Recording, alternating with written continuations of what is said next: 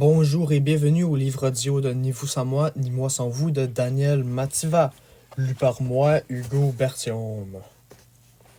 Chapitre 5 Les crimes de l'amour. Le mal d'amour est un grand feu dévorant. Il dévaste tout et se nourrit de ce qu'il détruit. Plaisir et souffrance ne font plus qu'un dans l'ultime combat que la raison mène contre la passion. Ah donc, depuis qu'ils avaient bu au même anape, Tristan et Iseult connaissaient à la fois l'extase des sens et la honte permanente de bafouer tout ce en quoi ils avaient eu foi avant ce jour fatal où le poison de l'amour s'est instillé dans leurs veines, plaisir et culpabilité. Chaque jour, cette double torture rendait Tristan un peu plus sombre et belliqueux, tandis que chez Iseult, elle suscitait d'imprévisibles crises de larmes et de doutes qui la poussaient à s'enfoncer toujours un peu plus dans le mensonge et le crime. Iseult avait constamment envie de Tristan et, pour assouvir cette Iseult avait constamment envie de Tristan et, pour assouvir cette inextinguible soif d'amour qui la tourmentait, elle multipliait les imprudences. Les deux amants s'embrassaient dans les escaliers du donjon. Ils se caressaient, cachés derrière l'autel de la chapelle. Ils se faisaient l'amour sur la paille des écuries, jusque sous les pattes des chevaux. Et lorsqu'Iseult rentrait de ses folles équipées, la robe froissée et les yeux cernés, il y avait invariablement la fidèle Brangin qui l'attendait, silencieuse avec sur les lèvres un vague sourire navré. Déquiétée, Iseult en vint ailleurs très vite à détester cette espèce de moue de reproche et à se persuader qu'au fond d'elle, sa servante la jugeait, qu'elle lui en voulait, qu'elle l'espionnait et qu'un jour, peut-être, elle la dénoncerait. Alors, elle commença à nourrir une haine sourde pour cette femme en qui elle voyait la source de tous ses maux. Elle en parla à Tristan. « Et si Brangin nous trahissait? » Tristan trouvait cette idée absurde. « Qu'elle nous dénonce au roi et qu'elle finira elle-même au bout d'une corde. Elle le sait. » Mais Iseult, dans son délire, ne voulait rien entendre. Il fallait que Brangin disparaisse. Il fallait qu'elle meure. Elle manda donc en grand secret 2 écorcheurs, des truands de la pire espèce et de la même farine, qui avaient la réputation d'être capables d'égorger père et mère pour quelques pièces d'or. L'un était borgne, l'autre bossu. Intimidés et éblouis, leur bonnet à la main, ils écoutèrent les ordres. Ils devaient accompagner Brangin dans la forêt et là, ils l'aperceraient de leur épieu. « Pour être sûr qu'elle n'est plus, je veux que vous me rapporteriez son cœur, ajouta-t-elle, en tirant à son aumônière une partie de pécune qu'elle leur avait promis. Les 2 couples jarrets acceptèrent en souriant affreusement de toutes leurs dents pourries. « Noble reine, vous ne regrettez pas les Debourg. Dès ce soir, elle aura rendu son âme à Dieu. » 5 minutes plus tard, Brangin entra à son tour dans la chambre, les bras chargés de linge frais lavé. Iseult, toujours aussi aveuglée par ses folles idées, l'appela auprès d'elle, feignant de souffrir d'une insupportable migraine. « Brangin, ma bonne Brangin, ma tête me fait atrocement mal. Tu connais aussi bien que moi les plantes qui soulagent. Va dans les bois et rapporte-moi des racines de valériane et de mandragore. Ces 2 paysans t'accompagneront et te guideront pour en trouver. » Brangin ne discuta point et, montée sur un rondin à la robe toute noire, elle suivit en toute confiance les 2 manants qui bientôt s'enfoncèrent dans une forêt si épaisse qu'à peine quelques rayons de soleil y pénétraient. L'endroit était lugubre. Dans l'ombre s'allumaient et se fermaient des yeux de bêtes. Parfois éclataient des cris sinistres qui se brisaient comme des sanglots. Brangin frissonna. « Est-ce encore loin? » Les 2 hommes continuèrent à marcher au milieu des fougères et des buissons d'épines sans se retourner. Brangin demanda de nouveau. « Ne sommes-nous pas près d'arriver? La nuit va bientôt tomber. » Les 2 coquins s'arrêtèrent au pied d'un grand chêne mort qui dressait au ciel ses bras tordus. « Nous y sommes. » Brangin s'étonna. « Mais il n'y a que des ronces ici. » Le bossu s'approcha alors d'elle et la força à descendre de cheval en la prenant à bras le corps. « Que faites-vous? » s'écria Brangin. « Vous êtes fou! Que me voulez-vous? Lâchez-moi! » Un couteau à la main, le borgne vint à son tour vers elle et la prit par les cheveux pendant que son complice lui déchirait ses vêtements. « Recommande ton âme à Dieu, car Tu vas mourir. Brangin, à demi nu, se débattit désespérément, tout en essayant de cacher ses seins et sa toison intime. Puis, quand elle vit qu'elle était perdue, elle se recroquevilla, le visage caché dans ses mains. « Pourquoi? » implora-t-elle. « Qu'ai-je fait pour mériter de mourir ainsi? » Émue par la blancheur et la beauté de sa poitrine parfaite, qui palpitait comme celle d'un oiseau blessé, le borgne n'eut pas le courage de porter immédiatement le coup fatal. « Tu dois avoir commis un bien grand crime, car c'est la reine Iseult en personne qui a ordonné que tu périsses. » Brangin sursauta. « Ce n'est pas possible. Je ma maîtresse et elle-même.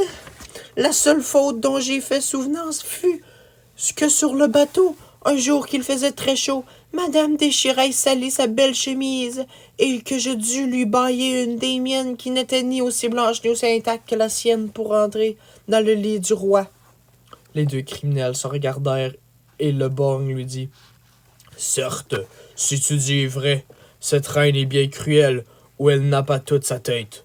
Je ne veux pas de ton sang innocent sur mes mains. J'ai déjà assez de péchés à me faire pardonner. » Le bossu approuva, et les deux mécréants, au lieu d'égorger la pauvre Brangin, décidèrent de la ligoter au tronc du vieux chêne en prenant soin de la suspendre assez haut pour que les loups l'épargnent.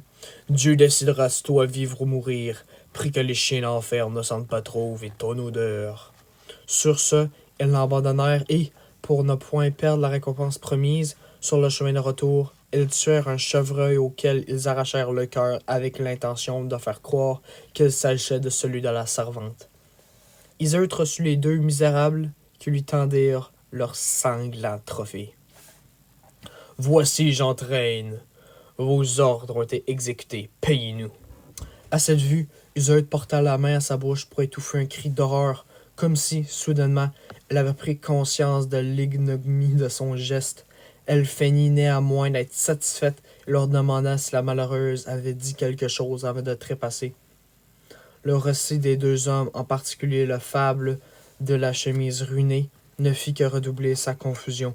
Ainsi, Brangin, avant de mourir, avait gardé jusqu'au bout le secret de sa nuit de noces.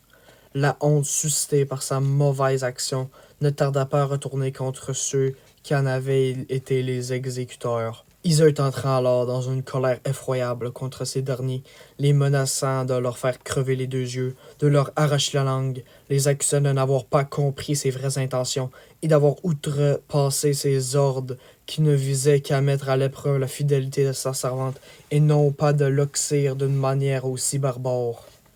Et le plus étonnant, c'était que dans son égarement, Iseult se trouva être parfaitement sincère. Telle est la nature de la femme qui souvent varie, comme le disaient les anciens conteurs. Le borgne jugea que, dans les circonstances, il valait mieux dire la vérité. À cette nouvelle que Brangin n'était peut-être pas morte, Iseult sembla reprendre vie et, au comble de l'excitation, elle pressa les deux hommes de courir la chercher. « Vite, allez aux écuries, prenez un de vos chevals, prenez-en deux. Je triplerai votre récompense si vous la ramenez vivante. » Montés sur deux fringants coursiers, le borgne et le bossu furent bientôt dans la forêt et retrouvèrent Brangin, que les bêtes avaient miraculeusement épargné. Ils l'enveloppèrent dans un grand manteau pour la réchauffer et la ramenèrent à Iseult, qui se jeta à ses pieds. « Dieu merci, tu es sauvé. Pardonnez-moi, Brangin. Pardonnez-moi d'avoir douté un seul instant de ta loyauté. Un jour, je te paierai ma dette. Tu verras. Je te promets un beau mariage. » Brangin est un cœur simple. Enlevée des côtes de Norvège par des pirates et vendue comme esclave, elle servait Iseult depuis toujours et avait pour elle un attachement presque animal.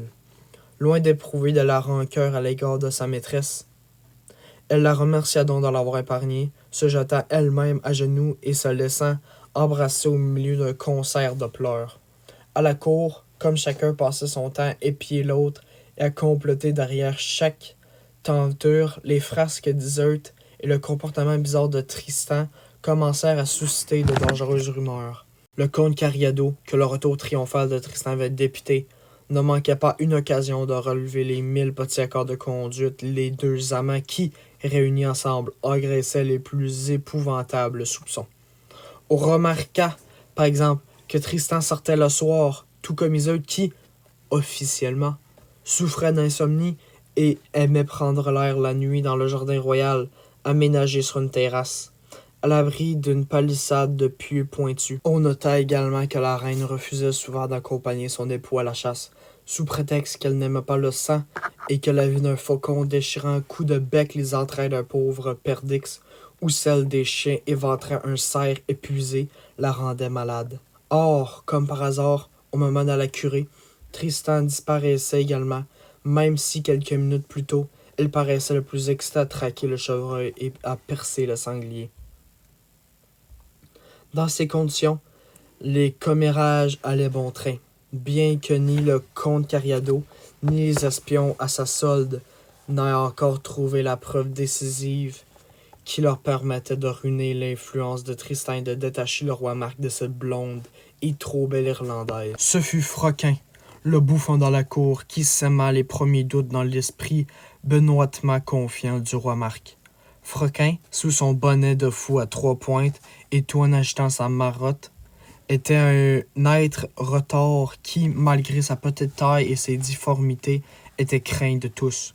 On le disait sorcier capable de lire dans les étoiles. Froquin savait tout sur tout le monde, car il avait l'art de se cacher dans les endroits les plus insolites pour mieux surprendre une conversation imprudente ou un geste révélateur. Or, il advint qu'un jour le roi Marc donna un grand banquet en l'honneur d'émissaires du pays des Pictes et du pays de l'Ogre. Tristan et Iseult s'assirent côte à côte à la maître-table, le roi à la gauche de sa femme.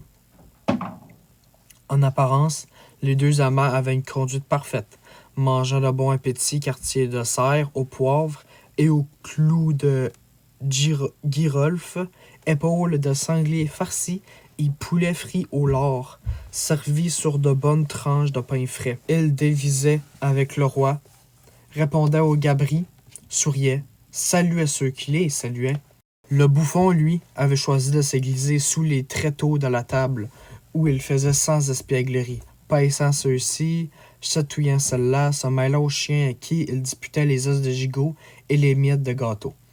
Il arriva à 4 pattes à la hauteur de la table royale, et là, bien à l'abri de la nappe qui descendait jusqu'à terre, le spectacle qu'il vit lui arracha un large sourire de méchanceté. La main droite de Tristan, tout en s'essuyant sur la nappe, s'était glissée sous la table et venait de se poser sur la cuisse d'Iseult. Le nain, fasciné, s'assit en tailleur pour observer le manège plus à son aise. Pendant un long moment, la main de Tristan restait parfaitement sage, comme si elle était arrivée là par hasard. Puis, la belle main blanche d'Iseult, avec ses longs doigts ornés de bagues, descendit à son tour sur la table et, tout doucement, couvrit celle de Tristan. Alors, les deux mains, exactement comme des personnes vivantes, commençaient à se caresser, se nouant et se dénouant, se serrant et s'offrant dans une sorte de lutte silencieuse. Celle de Tristan devint bientôt plus hardie, et malgré la résistance de celle d'Iseult, qui lui plantait ses ongles dans la chair, elle se mit à chiffonner la robe légère de la reine, qu'elle troussa jusqu'à découvrir la peau nue, au contact de laquelle elle retrouva toute sa douceur. Le bouffon, au comble de l'excitation, poussa un petit rire nerveux qui eut pour effet d'effaroucher les deux mains coupables qui se sauvèrent promptement. Furieux, Tristan se pencha sous la table et attrapa le bouffon par une oreille. « Sors de là, informe vermine !» s'écria Tristan en gratifiant l'importun d'un formidable taloche qui l'envoya rouler à terre en avant des tables. « Aïe, aïe, aïe !» pleurnicha l'horrible nain en se frottant l'appendice auditif sur les risées de l'ensemble des convives. Froquin, derrière ses oripeaux de joyeux farceurs, dissimulait un cœur noir et, tout en multipliant les grimaces et les culbutes, il jura entre ses dents de se venger des deux amants. L'arrivée d'un montreur d'ours fit vite oublier l'incident à presque tout le monde. Seul le bouffon continuait à ruminer de sombres desseins. Ainsi, pendant que le gros animal se dandinait, dressé sur ses pattes arrière, elle se glissa aux côtés du comte Cariado et, la main devant la bouche, lui fit à voix basse la description de la scène qui l'avait surpris sur la table de banquet. Visiblement, l'histoire réjouit le cousin du roi qui vida sa coupe d'une traite et claqua les lèvres d'un contentement. L'hiver arriva.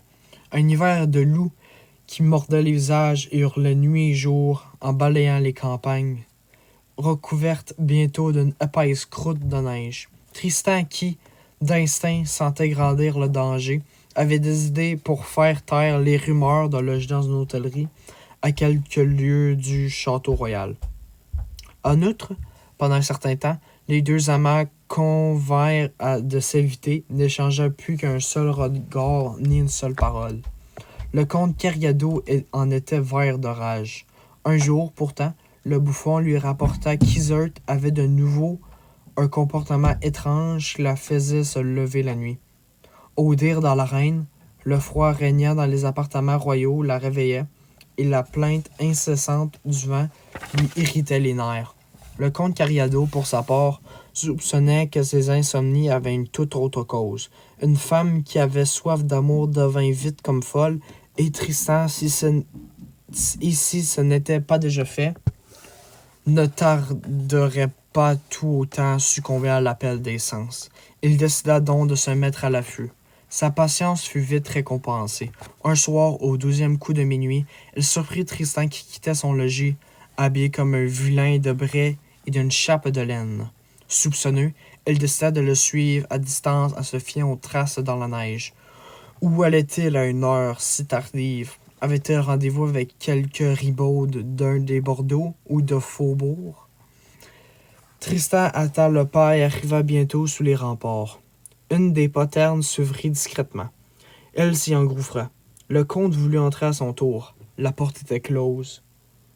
Il retourna au pont-levis et héla les hommes de guet. Personne ne répondit. Se voyant, il entra lui-même par une issue dérobée dont il avait la clé.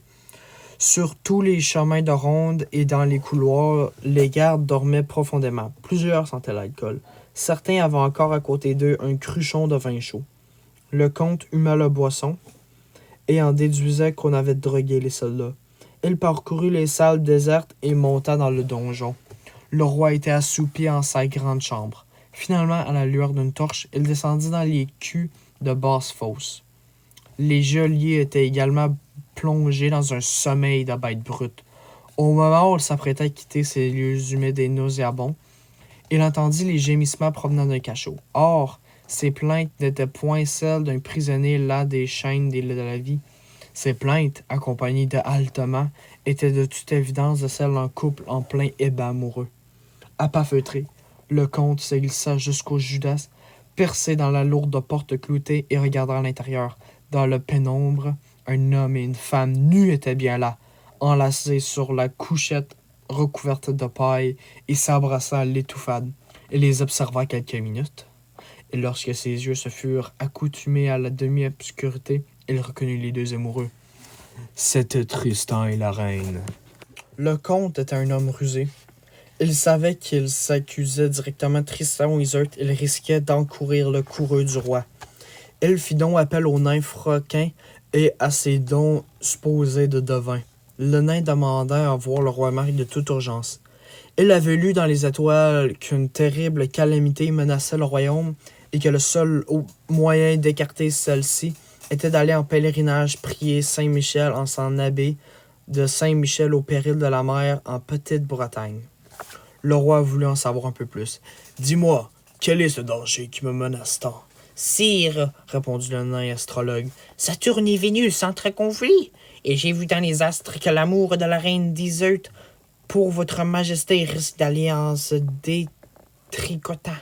Je vois de sombres nuages s'accumuler.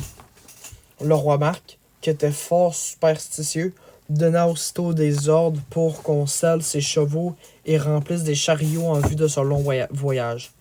Sur les conseils du comte, il demanda ensuite à Iseult si elle ne voyait pas d'inconvénient à demeurer seule les quelques semaines qui duraient son absence. Dissimulant mal sa joie, Iseult la rassura. « Point du tout, monseigneur. En compagnie de mes suivantes et de ma fidèle Brangin, Nous ferons la tapisserie dans la chambre des dames, et nous prions Dieu de veiller. » Elle ne termina pas sa phrase, car le roi Marc s'était soudain rembruni et semblait vivement contrarié. « Il me semble, mamie, que mon départ, loin de vous marrir, vous met bien en joie.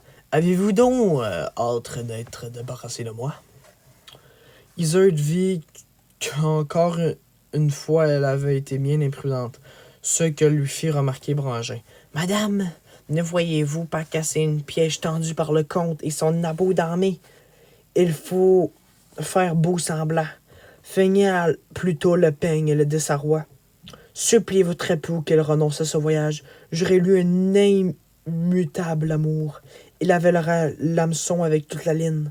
Les hommes sont si vaniteux et si naïfs. » Iseult trouva le conseil fort bon et, le soir même, quand il fut seul avec le roi, tout en peignant le flot doré de ses longs cheveux, elle se mit à sangloter. « Monseigneur, je vous conjure, renoncez à ce voyage ou emmenez-moi. Loin de vous. Je m'alanguis, je meurs d'ennui. »« Vous m'aimez donc un peu. »« Plus que ma vie, et que Dieu me foudroie sur place, si je ne dis pas la vérité. » Et pour donner plus de poids à ses serments, contrairement aux autres soirs, ne tournant pas le doigt à son mari qui prit le plaisir entre ses cuisses avec la délicatesse d'un vieux taureau essoufflé. L'attitude d'Iseult rassura complètement le roi Marc qui, du coup, annula son séjour en terre bretonne. Nouvelle qui, bien sûr, déçut au plus haut point le comte Cariado. Quand, au bouffon, il en fut quitté pour quelques horions de la part du roi. « Les étoiles ont menti, espèce d'avorton effronté. Tes prédictions ne valent pas un fou baisan. Grâce à toi, la prochaine fois que tu médiras de Dame Iseult, gare à toi la prochaine fois que tu médiras de Dame Iseult. » Sentant le danger et peu confiant d'être capable de résister au désir tant qu'ils vivaient si près l'un de l'autre, Tristan et Iseult décidèrent de se séparer pendant quelques mois. Loin des yeux, loin du cœur, dit la sagesse populaire. L'absence réussirait peut-être à refroidir le brasier de l'amour et à transformer les cendres chaudes en une douce amitié. Un matin, Tristan annonça donc qu'il retournait en Launois, le pays de ses ancêtres, afin d'y relever le château de son père et d'y construire une belle chapelle avec 2 gisants de marbre à l'image de ses parents Rivalène et Blanchefleur. Le roi Marc ne s'opposa pas à ce départ et donna même à son neveu une bourse remplie d'or pour payer une partie des travaux. Iseult approuva cette décision en apparence et, tout comme le roi Marc, elle lui fit ses adieux devant toute la cour en lui donnant sur les lèvres le baiser de paix. Tristan, au loin, Iseult à sa tapisserie, la vie cet hiver-là sembla s'être retirée de Tintagel. Il faisait très froid. On avait aperçu des loups aux portes de la ville. Le roi Marc, assis sur sa chaise et les pieds sur les chenets, restait de longues heures silencieuses aux côtés d'Iseult qui, rêveusement, suivait la danse des flammes dans la cheminée. Les mois passaient. Aux cris rauques des corbeaux qui disputaient quelques charognes, succédèrent ceux des canards sauvages piquant vers le nord. Bientôt, les arbres furent en fleurs et Iseult prit l'habitude de passer ses journées dans le jardin attendant à ses appartements. Elle affectionnait tout particulièrement un banc de pierre à l'ombre d'un grand pin, au pied duquel coulait une fontaine, lieu de repos et de paix qui lui rappelait ces laits bretons dans lesquels on parlait d'un verger merveilleux où les amants enlacés ne vieillissaient jamais. Là, à l'abri des regards indiscrets, elle pouvait s'abandonner à son désespoir et maudire le ciel qui semblait vouloir prolonger l'exil volontaire de Tristan en terre lointaine. Ce qu'elle ignorait, évidemment, c'était que Tristan, incapable de vivre plus longtemps loin d'elle, avait quitté depuis longtemps le Launois tout en jugeant plus sage de ne point paraître immédiatement à la cour du roi.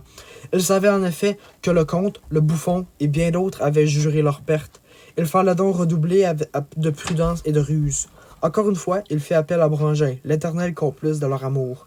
Chaque matin, Brangin venait puiser à la fontaine une vase d'eau fraîche pour la toilette de sa maîtresse. Tristan saisit ce moment pour lui faire part de son retour et du stratagème qu'il avait imaginé afin de revoir Iseult sans risque.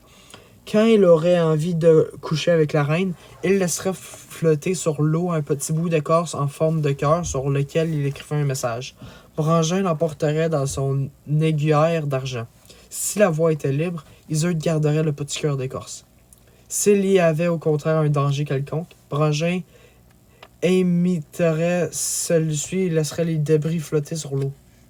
Tout à la joie de revoir bientôt son amant, après s'être langui de lui depuis tant de mois, Iseult recommença, et là, à perdre toute prudence. Si bien qu'au lieu de s'en remettre à la sage Brangin et au signal convenu, elle se rendit 20 fois par jour à la fontaine pour voir si son amant souhaitait qu'il se visse.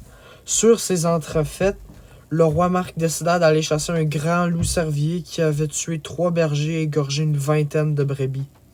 L'occasion lui semblait donc idéale, mais, toujours aussi furteur, le nain requin ne tarda pas à conclure à la vue de la soudaine fébrilité de la reine que le beau Tristan devait être secrètement revenu dans les parages.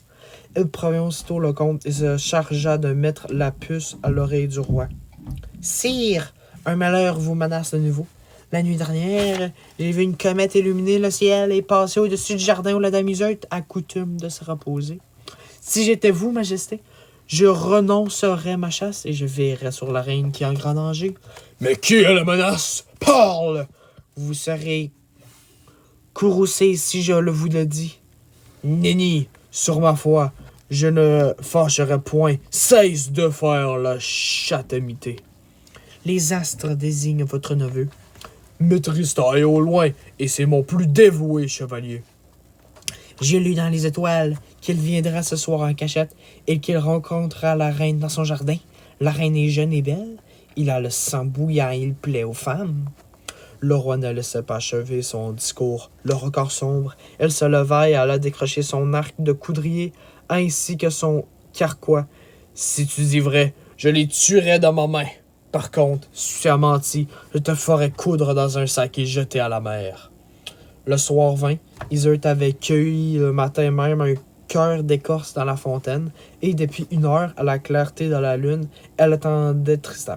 Le roi Marc, qui était parti à la chasse, sonna du corps et galopant derrière ses chiens.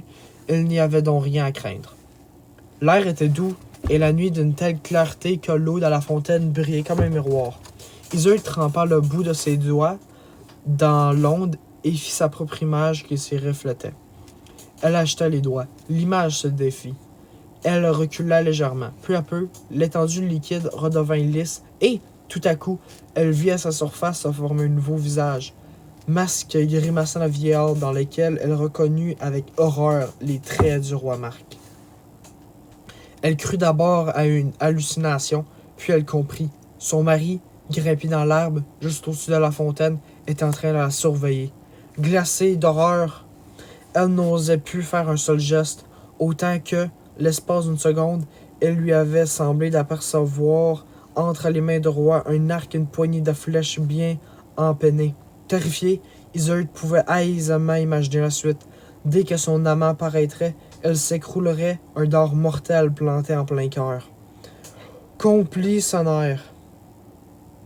Tristan, qui venait d'escalader les puits entourant le jardin, avança d'un pas souple et, dès qu'elle aperçut Iseult, elle se précipita vers elle, étonnée qu'elle-même ne se jeta pas dans ses bras. Or, Tristan était un fin chasseur et un guerrier aux sens les plus aiguisés que ceux d'un faucon.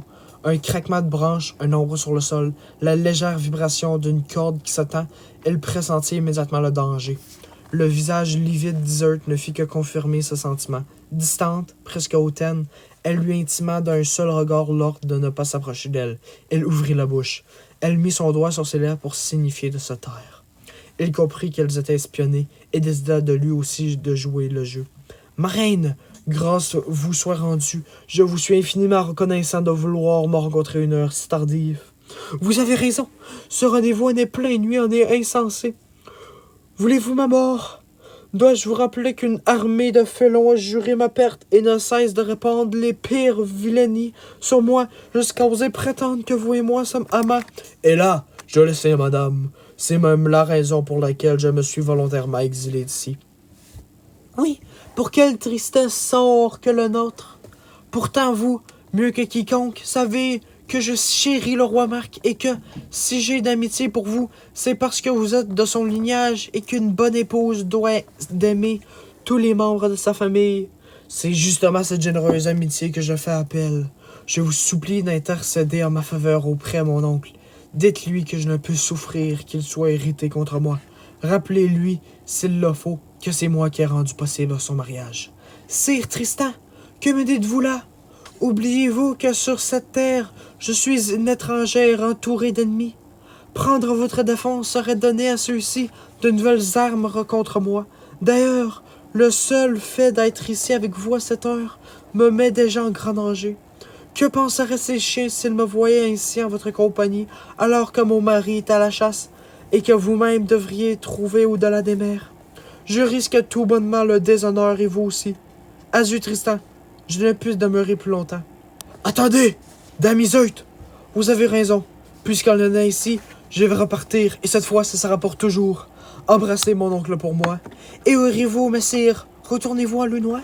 Non, le pays que j'ai parcouru, il y a peu, n'est plus qu'un désert.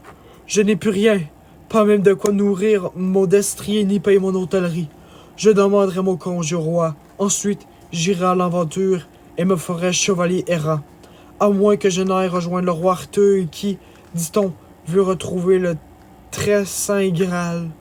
S'il plaît à vous, madame, ne m'oubliez pas dans vos prières. Que Dieu vous accorde grâce et miséricorde, sire Tristan. La ruse réussit au-delà de toute espérance. Une fois Tristan disparu, Iseult s'attarda au jardin, juste pour faire souffrir un peu plus le pauvre roi Marc qui, perché sur son arbre, commençait à être ankylosé et poussait de longs soupirs qui exprimaient à la fois ses regrets et son extrême lassitude. Enfin, elle regagna ses appartements et, quand le roi Marc la rejoignit un peu plus tard, courbatue, tout dépité, elle ne put s'empêcher de sourire en feignant d'être surprise par le retour hâtif de son mari. « Seigneur, la chasse a-t-elle été bonne? Vous ai-je dit qu'en votre absence, votre neveu Tristan est venu me demander de l'aider à obtenir le pardon des crimes qu'il n'a même pas commis. Je lui ai dit que je ne pouvais rien pour lui, car, en cette cour, trop de méchantes gens avaient votre royale oreille. » Le roi Marc n'hésita pas et, fut-elle ou non convaincu de l'entière innocence de Tristan, il le fut chercher dès le lendemain et le serra très fort dans ses bras. « Faisons la paix, mon neveu. Tu peux également embrasser ta tante Iseult. Elle a bien plaidé ta cause. » Iseult s'y prêta de bonne grâce. Quant au comte Cargado et au naïf Froquin, comme par hasard, ils étaient introuvables. Le premier avait regagné ses terres et s'était enfermé dans son castel le mieux fortifié. Le second avait deviné, sans même regarder la voûte céleste, qu'il valait mieux pour lui enfourcher sa mule et trotter au plus vite vers le pays des Galles en attendant que s'apaise la colère du roi. Pendant quelques mois, un bonheur presque parfait régnait à Tintagel.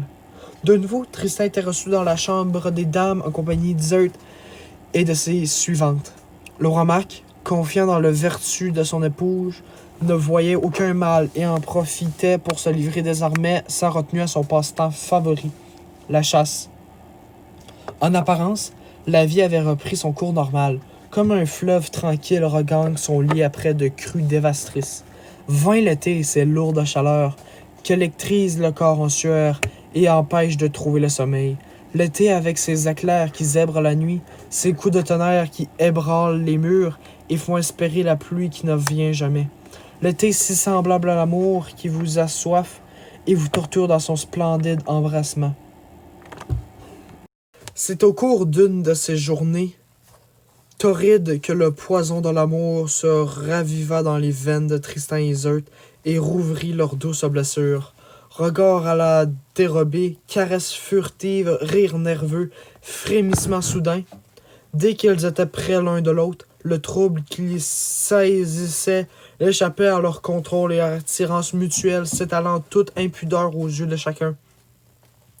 Comme bien d'un mari bafoué, le roi Marc restait aveugle à tout cela ou ne voulait rien voir, trop heureux de se croire aimé. D'ailleurs, il se sentait si bien qu'il se fit débonnaire et, Pour se conforter dans l'idée que plus rien ne pouvait désormais troubler son bonheur, il rappela le comte Cariado à la cour et accorda même son pardon à l'infâme Froquin.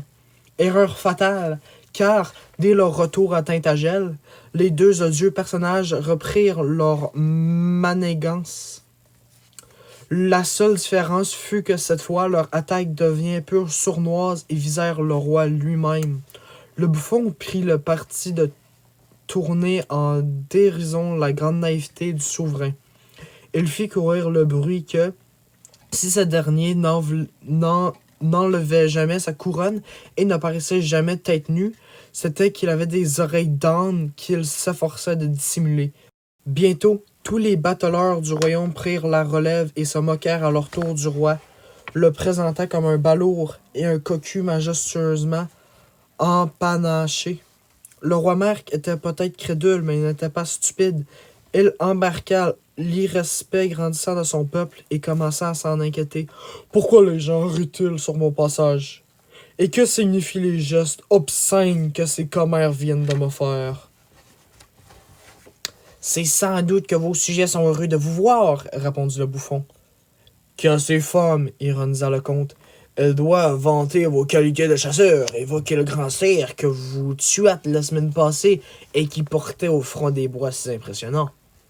À force de suivre ce genre de moquerie d'écorne, le roi Marc fit se réveiller en lui un mal plus insidieux et plus dévorant encore que le mal d'amour, la jalousie.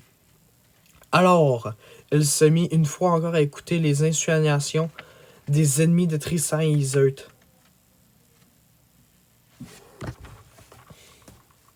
Alors, il se mit une fois encore à écouter les insinuations des ennemis de Tristan et Iseult. Votre épouse est jeune, majesté, et votre neveu est fort bel homme. On les voit toujours ensemble. Pourquoi ne vont-on jamais Tristan commerce galant avec une autre femme? Ils firent tant et si bien que non seulement le roi Marc leur prêta l'oreille, mais encore qu'il accepta leur suggestion d'en faire tomber les amants coupables dans un traquenard afin de les démasquer une fois pour tous. Ce piège fut tendu au lendemain d'une grande chasse à laquelle avait participé Tristan et qui avait failli tourner au drame. En effet, le roi Marc avait débusqué une gigantesque sanglier qui, rendu furieux par les coups d'épieu et les flèches dont ses flancs étaient hérissés, s'était mis à charger la monture royale. Sous le coup, le roi avait été désarçonné et la bête furieuse s'apprêtait déjà à le fouailler de ses énormes boutoirs quand Tristan avait empoigné l'animal à bras le corps et l'avait renversé. Le combat avait été féroce et le sanglier, avant d'être saigné à mort, la gorge tranchée, avait largement ouvert la cuisse de Tristan. Une balafre suffisamment grave pour qu'on ramène le blessé au palais et qu'on demande à une servante de lui recoudre la plaie qui n'arrêtait pas de saigner. Le jour suivant, le roi Marc, sur les conseils des deux felons, fit venir Tristan. « Mon neveu, je t'ai fait tort en doutant de ta loyauté. Beaucoup de méchants gens travaillent contre toi et veulent salir la réputation de Dame Iseult. Je pense qu'à travers de toi, c'est moi qu'ils veulent atteindre. Ce soir, tu coucheras donc dans ma chambre avec tes armes et tu veilleras sur nos troupeaux. Si d'aventure des lâches veulent attenter à ma vie ou celle d'Iseult, tu nous défendras le peu à la main, comme tu le fis hier contre ce méchant sanglier. » Tristan n'en manqua pas de se réjouir de cette faveur insigne, lui confirmant qu'il était revenu dans les faveurs de son oncle, comme au temps béni qui précéda le fatal voyage en Irlande. Le plus triste d'ailleurs, c'était que Tristan souffrait réellement de tout ce climat de méfiance, de trahison où l'amour l'avait entraîné et qui était si éloigné des vertus et de la droiture du chevalier qu'il avait déjà été.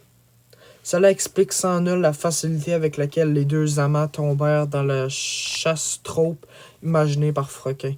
Le plan du nimble était fort simple.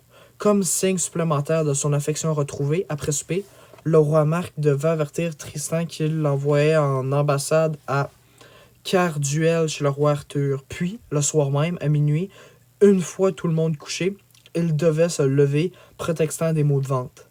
Tristan et Iseult se retrouvaient donc seuls dans la chambre, et il y avait fort à parler, qu'aiguillonnés par l'imminence de leur séparation toute proche, il en profiterait pour se rejoindre et faire l'amour.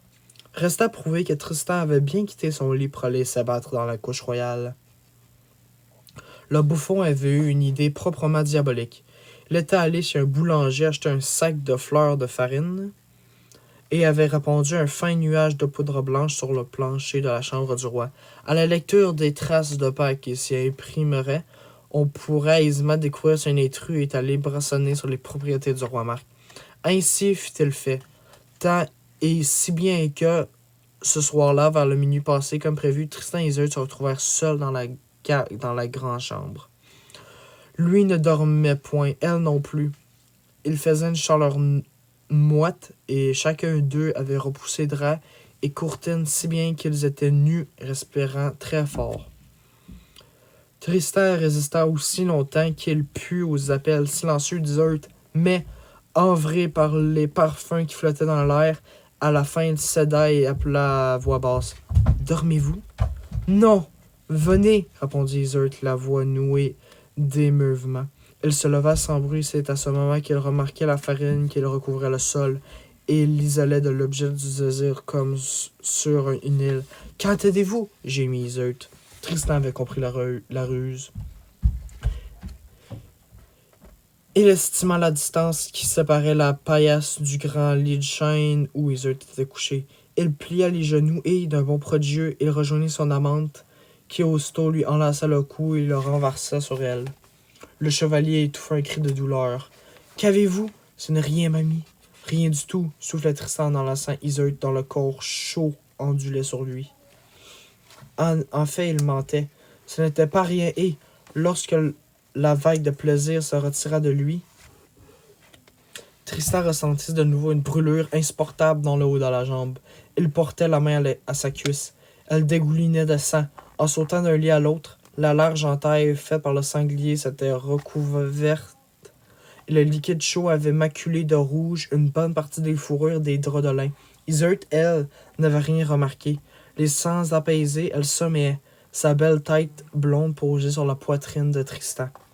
Soudain, un bruit de pas accompagné d'un cliquetis d'armes se fit entendre dans le couloir menant à la chambre. « Le roi! Vite! Sauvez-vous! » s'écria Isolde. Sans une seconde d'hésitation, Tristan prit son élan et sauta de nouveau avec l'agilité du lit à sa couchette près de la porte. Mais dans l'effort, il ne fut pu empêcher sa blessure de saigner abondamment, arrosant au passage la mince couche de farine recouvrant le sol qui l'étoilait de petites taches rouges. La porte s'ouvrit avec fracas et le roi entra suivi du bouffon, du comte Cariado et des deux gardes. Tristan et Isolde se tinrent semblant d'être plongés dans un paisible sommeil. Le bouffon se saisit d'une torche et éclaira le plancher, le lit royal maculé de sang. « Regardez, sire! Vous vouliez une preuve de la félonie de votre neveu? La voici! » Aussitôt, sur un geste du roi Marc, les gardes se jetèrent sur Tristan et le garrottèrent comme un voleur. D'autres hommes en armes firent interruption et lingotèrent la reine, qu'ils jetèrent comme une vulgaire fagot aux pieds du roi. « Pitié! » sangla-t-elle. « Pitié! » Les poignets attachés dans le dos, Tristan se débattait comme un enragé et, de violents coups d'épaule, il bouscula ses gardiens pour camper devant le roi Marc, qui s'apprêtait à quitter la pièce. « Oui, pitié pour elle, mon oncle. C'est moi qui ai abusé d'elle. Châtiez-moi, je suis le seul coupable. » Mais le roi Marc resta sourd à toutes leurs prières. « Amenez-les, demain, ils seront brûlés vifs sur la place du marché. » Et pendant qu'on emportait brutalement les prisonniers, le bouffon chantait en agitant sa marmotte et en faisant sonner tous les grelots de son bonnet. « Oui, oui, qu'ils rôtissent en enfer et que le vent disperse leurs cendres. » La nouvelle de l'arrestation de la reine et du neveu du roi se répandit à la vitesse de l'éclair, suscitant deuil et cris de révolte au sein du peuple de Cornouailles, qui était depuis longtemps tombé sous le charme de la belle Isolde et vénérait le chevalier Tristan, vainqueur du terrible Morholt et le tueur de dragons. La grogne face à la décision royale grandit encore lorsque les soldats de Marc arrivèrent sur les lieux de supplice et commencèrent à creuser une fosse au fond de laquelle ils entassèrent des sarments et des branches d'épines sèches qui devaient alimenter le bûcher au sein duquel devaient être précipités les malheureux amants. Plusieurs martonnes lancèrent même des pierres aux hommes du château. « Justice! Justice! » hurlaient les plus hardis. « Qu'on fasse au moins un procès à messire Tristan et la dame Iseult! Honte au roi Marc! » Ces manifestations se poursuivirent une partie de la nuit. Il y eut des blessés. Le roi Marc resta de marbre. Si bien que le lendemain, lorsque Tristan parut, chargé de chaînes comme un simple larron, la foule attroupée le long des rues devint carrément agressive, forçant les soldats à repousser les plus agités avec la hampe de leurs lances ou le portail de leurs chevaux. Pieds nus et en simple chemise, Tristan conservait son air dingue, et quand il passait, les femmes et les enfants pleuraient. Or, juste avant d'arriver à la place du marché, sur un promontoire dominant la mer, une petite chapelle dédiée à Notre-Dame du Bon Secours était érigée. Tristan se tourna vers le sergent d'armes, qui l'escortait avec une douzaine de gardes en armure d'écailles d'acier. « Avant que je meure, me permettez-vous de prier à Dieu pour mon salut dans mon âme éternelle? » Le militaire hésita un moment, puis l'approuva, se disant que de toute façon la petite église n'avait qu'une seule issue, et qu'il ne pouvait, en bon chrétien, refuser une telle grâce à un homme si brave. Il fit donc délier son prisonnier et le laissa entrer dans le lieu saint. Or, Tristan, connaissant fort bien cet endroit, pour y avoir souvent prié la Vierge de lui pardonner ses coupables amours et son éloignement de l'idéal chevaleresque, il savait que la verrière au-dessus de l'autel, à force d'être battue par le vent du large, n'était pas très solide. D'un bond, il sauta sur le bord de la fenêtre et d'un simple coup de pied, la fit voler en éclats. À contrebas, les vagues se brisaient au bord de la falaise. Il spécula sur ses chances. Une hauteur d'au moins 10 toises. Le saut était périlleux, mais avait-il le choix? Il lança donc dans le vide en criant « Dieu met en sa sainte garde !» Nul ne sait si cette prière fut entendue, mais toujours est-il qu'à ce moment précis, une rafale de vent s'engouffra dans les vêtements du chevalier et amortit si bien sa chute qu'il atterrit sans même se blesser sur une roche plate. À la porte de l'église, le sergent commença à s'impatienter et après avoir cogné plusieurs fois à lui, il ordonna qu'on enfonce celui-ci. Stupeur, la chapelle était vide. « Miracle !» s'écria le peuple qui avait lui aussi envahi le sanctuaire. Pendant ce temps, en longeant la grève au pied de la falaise, Tristan avait regagné discrètement le château, bien décidé à délivrer Iseult. Elle s'est glissée en escaladant le grand pin sous lequel il avait connu tant de joie dans les bras de la reine. C'est là qu'il retrouva par hasard la fidèle Brangin. « Sais-tu où ta maîtresse est enfermée? Elle est au cachot et bien trop gardée pour que vous puissiez tenter quoi que ce soit. » Tant pis, je mourrai de belle manière en essayant de la sauver. Brangin, qui, après l'arrestation, avait conservé les armes de Tristan, lui apporta son aubert et son épée. Puis, tout en l'aidant à s'équiper, elle s'efforça de le calmer. « Croyez-moi, messire Tristan, attendez une occasion plus propice. À cette heure, les soldats l'ont déjà tiré de sa geôle et la charrette des condamnés est en route pour l'endroit que vous savez. » Tout en bouclant son ceinturon, Tristan remercia Brangin de ses sages conseils. « Je ferai comme tu as dit. Je vais me mettre en embuscade sur le chemin et prier Dieu qu'il m'assiste. » Au même moment, Iseult, toujours aussi belle dans sa chaise blanche, ses longues tresses descendaient jusqu'à ses pieds, était conduite au bûcher, debout dans un tombereau de fumier. Spectacle navrant. À chaque le chaos, le pauvre, les poignets attachés dans le dos et les mains en sang, manquait de perdre l'équilibre. Cette attitude pleine de dignité ne pouvait faire autrement qu'émouvoir le bon peuple qui s'écartait sur le passage du sinistre cortège. À plusieurs reprises, on entendit crier « Merci, merci pour la reine. Une telle beauté ne peut cacher un âme si noire qu'on la mette au couvent, mais qu'on la laisse vivre. » Une fois encore, les hommes d'armes durent faire reculer les gueux et les gueuses à grands coups de pommeau d'épée sur le crâne et de lance dans les reins. Pendant tout le parcours, Iseult ne broncha pas, mais quand la charrette brinque-ballante déboucha sur la place et quand elle aperçut le bourreau Devant le bûcher, une torche à la main, un long frisson d'horreur et de larmes coulèrent le long de ses joues. Le roi Marc était là aussi, bien installé sur une estrade au milieu de ses barons. Penché vers son bouffon, il riait à gorge déployée. À la vue de la reine, tout le monde se tut. Le comte Cariado, qui était demeuré en retrait derrière le tronc royal, sentit immédiatement que ce silence constituait une menace. C'était le silence qui précède les tempêtes et pousse la populace à l'émeute. Il fallait agir vite. Il échangea alors quelques mots avec le nabot damé qui hocha la tête. Ensuite, il s'avança dans la loge d'honneur pendant que les flammes du bûcher prenaient de la force et commençaient à se tordre vers le ciel comme d'immenses serpents de feu. « Sire, dirent le Folon, je vous implore, graciez la reine. » Le roi Marc le dévisagea, tout ébaubi. « Vous, baron, c'est vous qui demandez d'épargner Dame Iseult.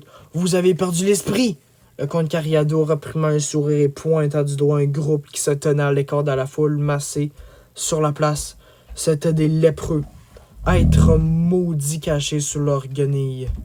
Ils étaient bien sains, tous plus horribles les uns que les autres. Les paupières enflées, les yeux sanguinolents, les chairs pourries et les membres difformes appuyés sur leurs béquilles et agitant leurs cliquettes pour éloigner ceux qui s'égaraient trop près d'eux. « Voyez ces misérables, reprit Cariado, nulle femme ne veut qu'eux. Donnez-leur Iseult et ils en feront une de leurs. Elle vivra dans leur barge, elle partagera leur écule, couchera sur leur grabat immonde et subira leur contact répugnant.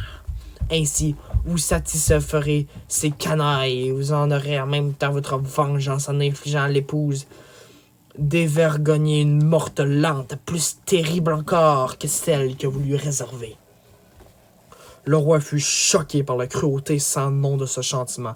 Cependant, moitié par faiblesse, moitié par dépit amoureux, il accepta cette solution.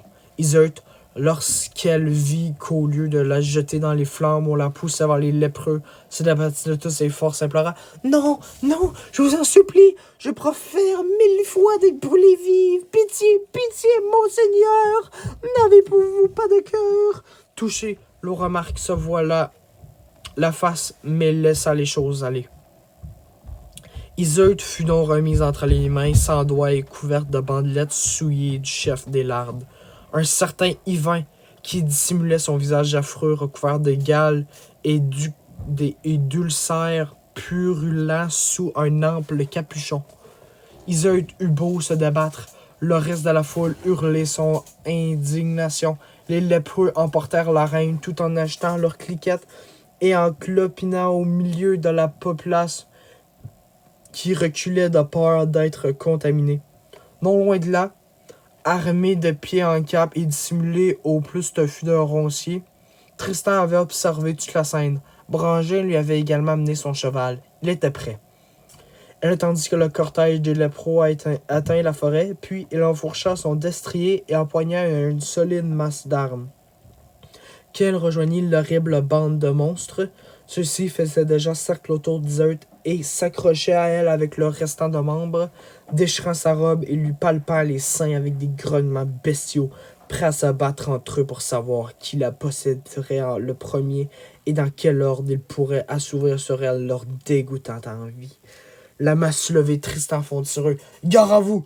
Je ne veux point de mal, mais vous ne touchez pas cette femme! Arrière! Arrière! » Yvain, le chef de ces misérables, ne l'entendait pas ainsi et, de sa bouche gâtée et puante, il ramueta ses compagnons d'infortune qui se précipitèrent sur Tristan, bâton à la main et béquille levée. Le combat fut longtemps indécis, car les mécelles défendirent leur proie comme des chiens sauvages sur leur os. Quant à Tristan, elle leur répugnait de frapper des infirmes, aussi repoussants fussent-ils. Il décida de concentrer ses coups sur le meneur dont il fracassait le crâne de coups de sa masse. Aussitôt, les autres s'égaillèrent comme une volée de corbeaux. Écœuré, Tristan jeta au loin son arbre souillé de lambeaux de cervelle, puis il souleva Iseult évanouie et l'installa sur son coursier avant de monter lui-même en selle. Un double coup d'éperon et il partit au galop, tenant toujours son amante étroitement embrassée. Tant qu'il chevaucha tout le jour et une partie de la nuit, qu'il arriva aux confins du royaume, à une région rude et déserte, couverte d'arbres immenses, appelée la forêt de Mora, une forêt si touffue qu'elle semblait remonter à l'origine du monde. Tristan jugea alors que nul ne le poursuivrait aussi loin. Sitôt descendu de cheval, elle alluma un feu et coucha sa bien-aimée encore évanouie sous un abri de branchages tapissés de rameaux de sapin.